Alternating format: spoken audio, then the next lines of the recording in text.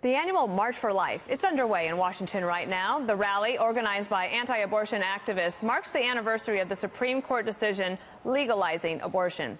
This year's theme, focusing on the science behind the pro-life cause. Jeanne Mancini is the president of March for Life, and we're grateful that you could be here with us on a very busy day, of course. Tell me a little bit about the reason for the theme this year. Oh, thanks. And thanks for having me, Dana. I'm so excited to be on your show, so thank you. So our theme is pro-life is pro-science, unique from day one. And it really has to do very much with the fact that advances in science and technology continue to show the humanity of the unborn child at earlier and earlier stages. So these days, we can tell a baby's heartbeat. We can see a heartbeat and hear a heartbeat at 6 weeks of development.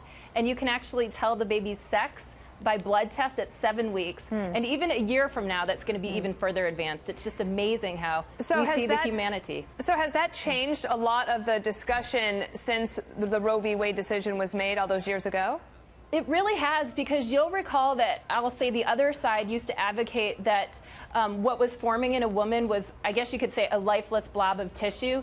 And they don't even use that as an argument anymore, because it's so obvious that the humanity of the child and that the personhood of the child is there at a very early stage. Take a listen to what Ben Shapiro said today. He was there in Washington for the march. Righteousness doesn't have to be popular. It just has to be righteous.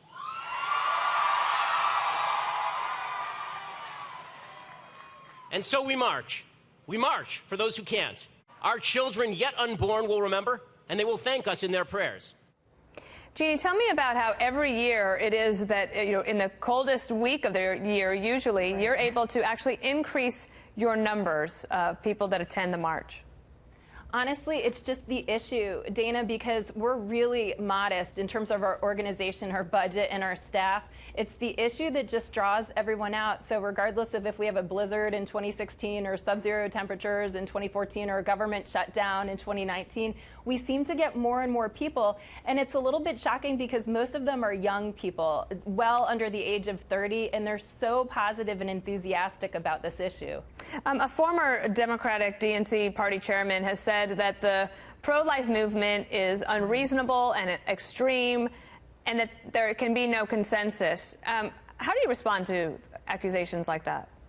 He's really out of touch with mainstream America, because the truth of the matter is that mainstream America would limit abortion at most to the first 3 months of pregnancy. That's 8 out of 10 Americans, and that polling goes for 12 years strong at this stage in the game. And that's not at all the Democratic platform. It's basically, sadly, abortion until birth paid for by your taxpayer dollars. It's no longer safe, legal, and rare, and it's really out of touch with mainstream America, even people who consider themselves pro-choice. All right. Well, we will let you get back to your march. We appreciate you taking a moment out of that time to be with us today. Jeanne Mancini, thank you.